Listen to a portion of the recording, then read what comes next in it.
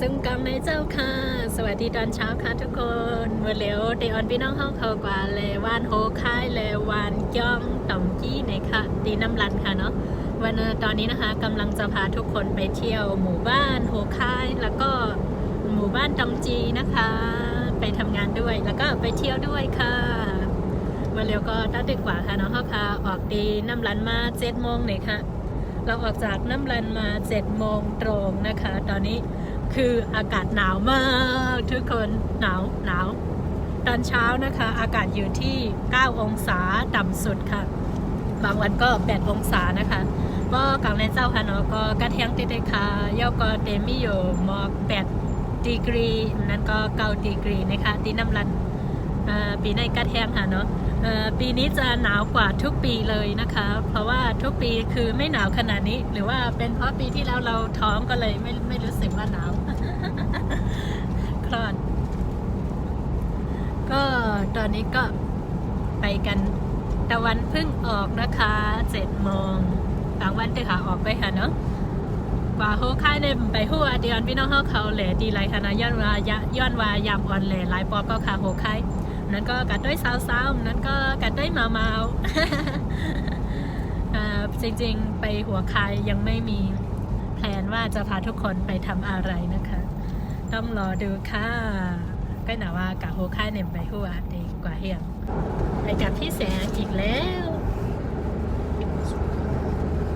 ไปไหนมาไหนคือไปกับพี่แสงตลอดมีที่ไหนที่เราไม่ได้ไปด้วยกันมีที่ไหนฮะตอนนี้สไปหัวโค้ง โอ้ยเนาะตอนที่ไปหัวโค้พี่แสงไม่ได้ไปด้วยอะไรก็กะจ้อมกันก่อนจังกะจ้อมไผ่เนาะเหนื่อยกะจ้อมกัน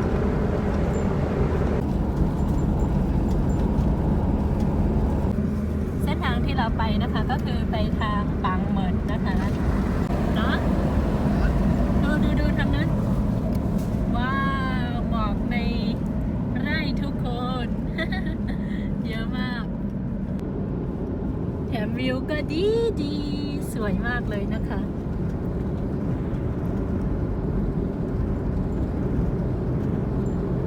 จะผ่านหมู่บ้านปางเหมิดนะคะซึ่งหมู่บ้านปางเหมิดก็จะเป็นหมู่บ้านที่อยู่ใกล้น้ำรันแต่ว่ายังเป็นทรงเดิมเก่าแก่อยู่เลยค่ะทุกคนยังไม่รื้อนะคะถือว่าดีมากเพราะว่าบ้านเรือนแบบยังเป็นแบบโบราณอยู่เลยชอบมากค่ะเส้นทางนี้เมื่อก่อนจะเป็นเส้นทางแค่มอเตอร์ไซค์ที่เข้ามาทางไร่นะคะและเป็นเส้นทางที่ขรุขระมากแล้วคนหมู่บ้านโฮค่ายนะคะมาทำกันใหม่แล้วก็เก็บเงินในหมู่บ้านเลยเนาะน่าจะเป็นทั้งสองฝ่ายมั้ง ทั้ง2 ฝ่ายใช่ไหมเก็บเงินในหมู่บ้านแล้วก็ทำกันเลยนะคะคือชาวบ้านที่นี่ดีมากถือว่ามีผู้ใหญ่บ้านดีเนาะเสียงอะไร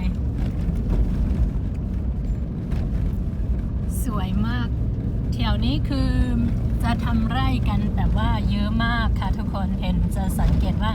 ตามภูเขาจะไม่มีต้นไม้อะไรเลยจะมีแต่ไร่นะคะที่นี่แล้วก็คนหัวค่ายหรือทางนี้เขาก็จะทำไร่กันแบบไม่ว่าจะเป็นไร่ข้าวโพดแล้วก็ถั่วลิสงอะไรแบบนี้ทำแบบเยอะมากเลยเนาะเขาก็จะทำแบบใหญ่โตอลังการจริงๆตอนนี้ใกล้ถึงหมู่บ้านโฮค่ายแล้วค่ะปกติเราจะใช้เวลา20 นาทีเนาะเซอแต่ว่าวันนี้10 นาที7:10 นาทีพอดีเลยนะคะใช้เวลา10 นาทีถือว่าเซฟเวลาไปเยอะมากเลยต้องขอบคุณชาวบ้านที่ทำถนนที่นี่เนาะนี่สาวๆนี่คือโรงเรียนบ้านโฮค่ายแต่เราจะไปทางนี้พอเข้ามาในหมู่บ้านนะคะบ้านทรงโบราณก็มาเลยค่ะเราไม่ได้มาเป็นในรอบ2 ปีเนาะซื้อตั้งแต่เรามีลูกอ่ะปีเดียวเหรอใช่รู้ว่าก็ชอบมากทุกคนอยู่ดีกินดีเดี๋ยวก็ขับอันนี้แน่นอนเนื่องจากสงครามก็เลยทำให้หมู่บ้านเงียบแล้วก็เหงาเนาะถึงแล้วค่ะบ้านที่เรามา ตอนนี้เราก็มาถึงแล้วนะคะใช้เวลาแค่10 นาทีเองค่ะใจข้าวดัง10 มินิทแค่หาหน่อยย้อนเปว่าก้นวันเขาอันกันเฮ็ดดังใหม่นี่แหละย้อนเปิดนั่นแหละกูบอกได้ว่ามาเนี่ยใจข้าวดังหมอก20 มินิทค่ะเหมือนในเต10 มินิทเย่ถึงโฮคายกำเหลวค่ะเส้นตั้งก็แคมเตค่ะกำเนี่ยโฮคายในมีติไลเนี่ยมีหิมปังเหมิดค่ะเนาะอยู่ด้านหลังปังเหมิดตรงเว้งวันจิ้งตรงเว้งน้ำรันเลยค่ะ ไปค่ะ เน้นเจียงก็ไม่จามเนี่ยตีหน้าเฮือนน่ะเนาะเน่กับตกหน้าเฮือนดังไหลน่ะหน้าหมักคอจริงน้องแต่งงานแล้วนะคะจำได้ไหมคะทุกคนที่โมเคยมาถ่ายให้ทุกท่านได้ชมกัน ตอนนี้น้องแต่งงานแล้วไปอยู่หน้าหมักคอที่นี่ก็จะเป็นสถานที่เขาเรียกว่าอะไรให้ของขวัญน่ะ ใช่คือว่า ส่วนมาก รับแขก รับแขกจำไม่ได้มีแบบนี้ด้วยซื้อนี่เข้ามาเขาเอาอะไรมาข้าวสารแน่เลยโอ้ข้าวสารเนี่ยเนาะ ข้าวสาร ว้าวเขาก็จะเขียนแบบนี้เลยนะคะว่าของขวัญที่ให้คือคนไหนให้ถึงใครงานใครอะไรแบบนี้ดูนี่ก็จะเป็นข้าวสารนะคะส่วนอันนี้เป็นถั่วลิสงค่ะไม่เป็นถั่วลิ้นค่ะเนี่ยเนาะว้าวนี่เอาถั่วลิสงมาทำแบบนี้เลยอันในวันเดพ่อไอข้าวสารหวานโท งานแต่ง ของขวัญในงานแต่งใช่มาให้ของขวัญในงานแต่งก็จะเป็นแบบนี้ค่ะเพราะว่าเป็นชาวไร่ชาวนานะคะทางเราก็จะทำแบบนี้เป็นส่วนมากค่ะส่วนมากก็เอาเงินมาเนาะแล้วก็ที่เป็นญาติหรือคนในหมู่บ้านใกล้ๆกันก็จะเอาข้าวสารไม่ว่าจะเป็นเปียหรือถั่วลิสงอะไรแบบนี้ทานข้าวก่อนค่ะทุกคนเดี๋ยวย้อนกินข้าวกันเลยค่ะกับข้าวในงานแต่งนะคะก็จะมีผักกาดจอมีหมูมีน้ำพริกกุ้ง กินอ่ะใส่ออก แล้วก็มีซุปแล้วก็มียำค่ะที่โมชอบมากที่สุดของในงานแต่งก็คือผักกาดจออร่อยมากกินค่ะกินร้อยๆค่ะได้คนมือมันคนเห็นมันอะไรกัน ใช่ค่ะเนาะนี่คือหัวหม้อเลยนะคะ หมูคาย หัวหม้อหัวไข่โหทั้งเก่งแล้วก็ทั้งหล่อเนาะ เอาการขายเจ็ดมึงใครว่าได้ยาว ส่วนบ้านนี้นะคะก็จะเป็นบ้านเจ้าบ่าวนะคะตอนนี้คือบรรยากาศในงานแต่งยังไม่มีคนค่ะเพราะว่างานจะเริ่มประมาณ8 โมงนะคะราคาปังก้อยเตไว้แขกได้ก็เต8 โมงนี่ค่ะที่นี่เอาน้ำนะคะก็คือจะใช้น้ำแบบนี้เลยค่ะตั้งได้ค่ะเนาะนำกินเดี๋ยวจะนำเสนอค่ะแล้วก็จะมีน้ำล้างมือนะคะแล้วก็มีน้ำดื่มอยู่ตรงนี้ค่ะน้ำดื่มอยากเลือกดื่มได้เลยนี่ก็จะเป็นน้ำดื่มในน้ำเต้าแบบนี้นะคะมาถึงหมู่บ้านทีไรก็คือจะพาทุกคนไปเที่ยวดูบนบ้านทุกทีเลยมาถึงดังวันเมื่อไรก็ไลออนขึ้นเมื่อเนเนเฮิร์นดิกเหมือนในกอเดออนขึ้นเมื่อเนเนเฮิร์นแทงค่ะเดี๋ยวเราจะพาไปดูบนบ้านนะคะนี่ก็จะเป็นบรรยากาศบนบ้านค่ะในกอเดเนเฮิร์นพอขึ้นบันไดมานะคะนี้ก็จะเป็นด้านในบ้านค่ะพอขึ้นคนไหลมากก็ในก็จะเป็นในเฮิร์นนี่ค่ะในเฮิร์นก็จะมีสังในมิตูมีเข็มพลาก้อยหนังกาค่ะในบ้านก็ไม่มีอะไรนอกจากหิ้งพระนะคะแล้วก็ปล่อยว่างๆโล่งๆแบบนี้เลยค่ะต่อมาด้านนอกนะคะก็จะเป็นระเบียงบ้านค่ะด้านนอกก็จะเป็นจานเฮิร์นที่นางเลนหรือสังหวะเจ้าในค่ะเนาะตั้งในก็จะเป็นสิมไฟค่ะส่วนทางนี้ก็จะเป็นห้องครัวนะคะห้องครัวก็จะอยู่บนบ้านเลยนี่ห้องครัวก็จะแคบนิดนึงน้ำเต้าโอ้เขาเอาน้ำเต้าไปใช้เยอะมากแต่ว่าที่นี่ยังมีอยู่เลยทุกคนนี่ค่ะน้ำเต้าเขาก็ใจน้ำมันก็ได้เล็กมีอยู่ค่ะเนอะแล้วก็มีที่นี่ไม่มีตู้เย็นนะคะถ้าเวลาไว้เนื้อสัตว์หรืออะไรนะคะก็คือรมควันแบบนี้เลยแล้วก็จะอยู่ได้นานจะไว้ได้นาน จะเก็บไว้ได้นานค่ะ นี่ห้องครัวก็ประมาณนี้ค่ะ เสียงไฟก็จะเป็นเส้นไหนคะเป็นไตเป็นปีนอนไตเฮาไฟมาแล้วก็ตั้งในสันเป็นตั้งในสันเป็นเข่งนั่งที่ล่างมอล่างหวานมาใช่ไหมคะทางนี้ก็จะเป็นที่ล้างถ้วยล้างชามนะคะแค่นี้เองที่นี่นะคะบ้านโบราณก็จะเป็นแบบนี้นะคะนี่ก็จะเป็นที่ทิ้งขยะนะคะ เวลากวาดก็จะกวาดลงตรงนี้เลยค่ะหน้างานแต่งนะคะก็จะมีขายของแบบนี้ด้วยนะคะ ขายของกินไทยใหญ่ค่ะ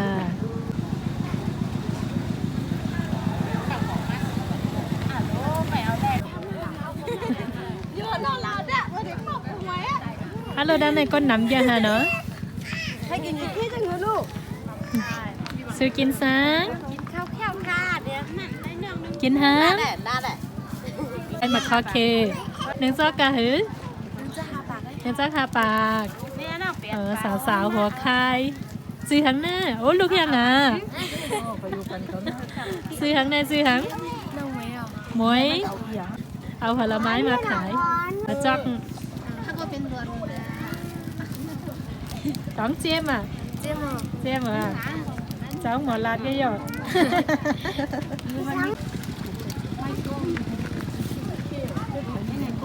ส้มค่ะหมักคอเข็ดปัญหาอย่างก็หมักคอนเนี่ยดอกหมักคอภาษาไทยใหญ่เรียกหมักคอนะคะอดหนุนน้องหน่อยฮัลโหลด้านในทำขายอย่างก็ไอศครีมโอ้ขายใหญ่แค่ว่ะน้ำแข็งถ้าซื้อได้กินเลี้ยงเจ้าอันน่ะโลโลขายทั้งค่ะแค่ผลตาของหวานน้ำแข็งใสอะไรแบบนี้นะคะน้องเขาลูกดีไรมาลูกหน้าให้ดังในค่ะโอ้เขาดับยาวถึงไงบอกหน้าให้ดังในเนี่ย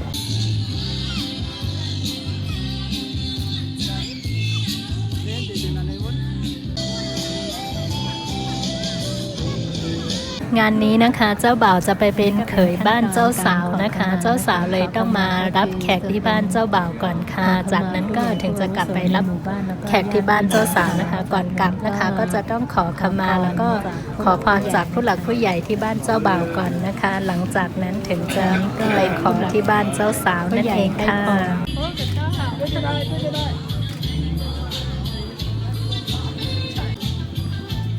นี่ก็จะเป็นเจ้าบ่าวเจ้าสาวนะคะคนยิบเจ้าไหนเดี๋ยวเราเป็นหมาว่าเดี๋ยวเราเป็นปอเฮิร์นเอาเป็นหมาเป็นสาวเนี่ยเนาะบางทีเนี่ยเขาเอาปอเฮิร์นไปเฮิร์นเนอะซื้อมาก็เสียงออกลืมซื้อดิ๊กอะไรว่ายิบเผินบอกกันไปไหนเมื่อไรล่ะเมื่อ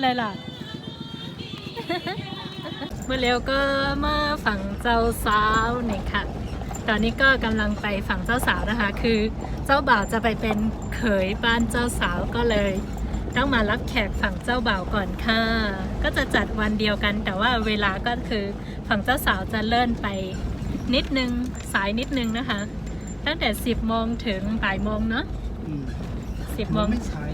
เนาะกำลังดีเลยที่นี่เขาจัดเวลาได้โอเคมากเลยค่ะที่ได้เขาเฮ็ดข้าวยำเมียนเอาดีๆค่ะเนาะยันไปทางไหนเจ้าหมาเดเมอร์เป็นลูกคุยถ่ายเจ้าสาวเนี่ยค่ะว่ายันไปเส้นนั้นเลยก็ในก็เมื่อฝั่งเจ้าสาวเนี่ยค่ะก็หนาวันเขาได้ก็เต็มว่าไก่กันกาเลยค่ะเนาะลูกดีในเมื่อก็เต็มว่าไก่กันค่ะเนาะที่วันเจ้าหมาแล้วที่วันเจ้าสาวก็เดไก่กันมอง5 มินิก็ค่ะว่าขี่รถค่ะถ้าจากบ้านเจ้าบ่าวไปบ้านเจ้าสาวนะคะก็คือเจ้าบ่าวจะอยู่โฮคายแล้วก็เจ้าสาวจะอยู่วันจองและไม่ไกลเท่าไหร่ใช้เวลาประมาณ5 นาทีก็ถึงแล้วนะคะ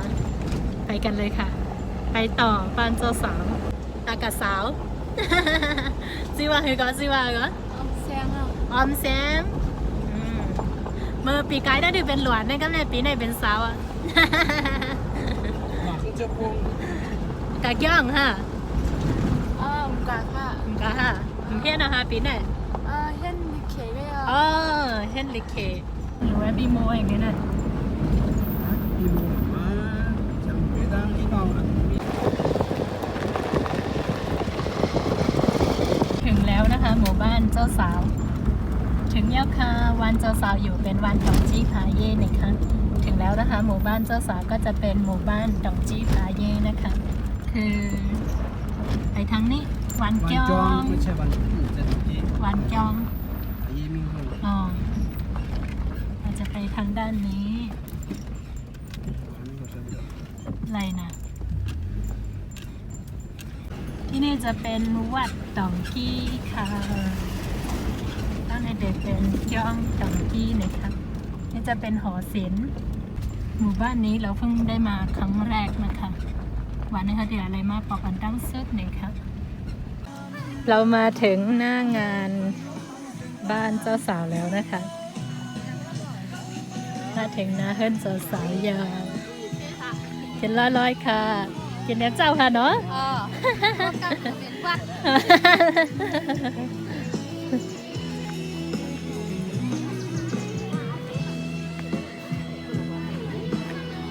กว้างมากดีนะมาเดี๋ยวสาวๆตองจีสาวตองจีละลายค่ะน่ะหยุดน้ำร้านน่ะโอ้เดี๋ยวพาโฮมร้านนี้ว่าโอ้สาวที่นี่สวยเนาะ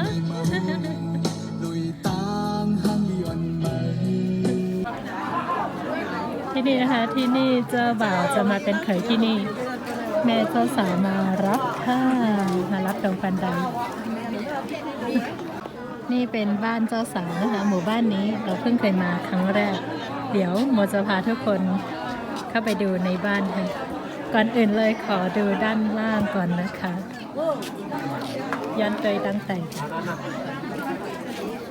อ๋อ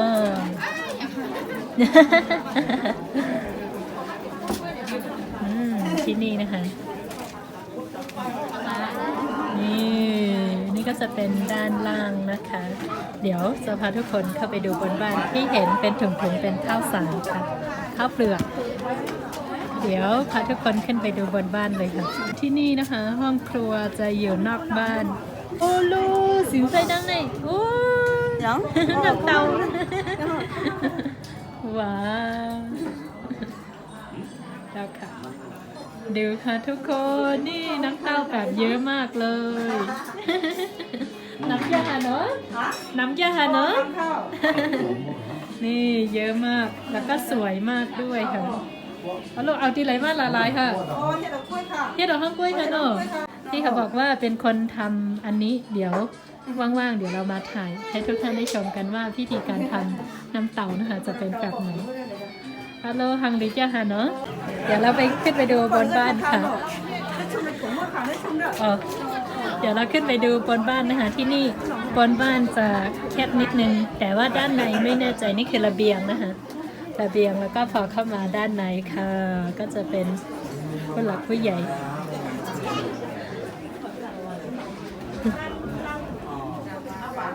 นี่ทุกคนแต่ละที่จะแตกต่างกันนะคะที่นี่ต้องมาขอเป็นเขยที่นี่ค่ะ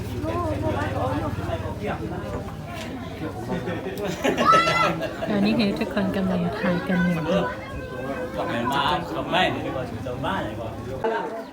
อันนี้ก็จะเป็นเข่งต่างปุดนะคะเข่งต่างปุดที่จะใช้ถวายผลไม้ผักผลไม้ช่วงออกพรรษาค่ะนี่จะเป็นสำเร็จไว้เลยนะคะ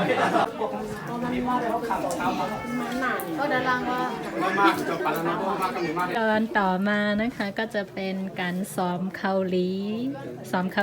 พิธีซ้อมเกาหลีนะคะคือจะทางนี้จะใช้บ่าวสาวนะคะป้อนข้าวให้ค่ะบางที่นะคะก็จะใช้เป็นพ่อบ้านแม่บ้านใหม่นะคะและทางนี้ก็จะใช้บ่าวสาวตั้งในเป็นใจหมาสาวป้อนข้าวค่ะเนาะ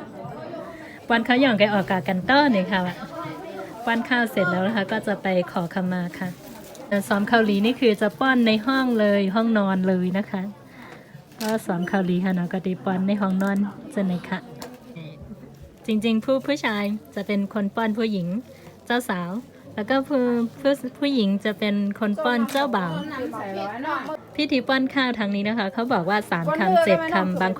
างที่ก็จะป้อน7 คำทางนี้ก็จะป้อนเป็น7 คำค่ะ หลังจากป้อนข้าวเสร็จแล้วนะคะ ก็จะมาขอขมาผู้อาวุโสแล้วก็ขอพรจากผู้หลักผู้ใหญ่นะคะว่าเหตุปอนเขาเยากอมานำกันต้อก้นเท้าเยากอสนใจโลกกับฮับแขกนะคะ ข้าวหัวหงได้ใส่ลานเนาะที่จะพึ่งกินหมกมุ้งพิตั้งกินหมกล่างตัวทางต้ม กินน้ำก็หักน้ำ หลังจากดื่มน้ำเสร็จแล้วนะคะ ก็จะเป็นขั้นตอนการมัดมือค่ะผู้ใหญ่ให้พรค่ะ พังปล่อยวางพังฝันเขาขาเปลี่ยนนาเรื่องไหนที่ทำปล่อยพูดโตโปช่างปล่อยพูดหวานการในไปช่างสัญญาณคืน เขาค่ะว่าเดี๋ยวมา10 โมงปลายค่ะเนาะเยากอมาเรียนเป็นข้าวยาม11 โมงครึ่งค่ะตอนนี้เป็นเวลา11 โมงครึ่งนะคะเพิ่งจะขอขมาแล้วก็ยังไม่ได้ลงไปรับแขกเลยค่ะเมื่อเร็วก็เป็นข้าวยาม11 โมงครึ่งก็นะว่าตั้งแต่กันต่อไว้ค่ะเนาะก่อนไปเลยกว่าฮับแขกค่ะตั้งแต่มาก็คือนั่งรอแล้วก็เขาขอขมาโน่นนี่อะไรแบบนี้งานแต่งทางนี้ก็จะประมาณนี้นะคะเพราะเป็นปล่อยแขกตั้งในก็แต่เป็นม็อกเสนอแค่ค่ะรอต่อไปค่ะเดี๋ยวถ่ายรูปอะไรรับแขกแล้วก็ถ่ายรูปแค่นี้งานก็จบแล้วค่ะทุกคนก็ช่วยกันเก็บกวาดแล้วก็กลับบ้านนะคะเอาค่ะว่าเยาก็ลงกับฮับแขกแฮก็ถ่ายแคบฮังก็เยาค่ะวันนี้ก็น่าจะพาทุกคนมาเพียงเท่านี้ค่ะวันนี้ก็อ่อนกูก็มากันนายค่ะเนาะไม่ค่อยได้เจอสาวๆเลยนะคะวันนี้